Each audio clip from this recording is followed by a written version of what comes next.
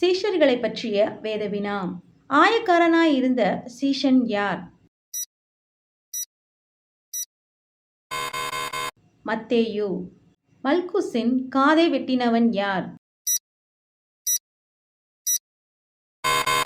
பேதுரு.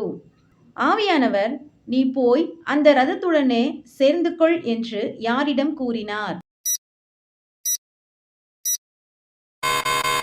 பிலிப்பு. இயேசுவின் காயத்திலே விரலை விட்டால் ஒழிய விசுவாசிக்க மாட்டேன் என்று கூறியவர் யார்?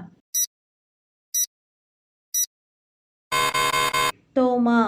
எந்த சீஷர்களின் தாய் இயேசுவின் வலது பார்சத்திலும் இடது பார்சத்திலும் தன் மகன்கள் அமர வேண்டும் என்று விண்ணப்பம் பண்ணினாள்?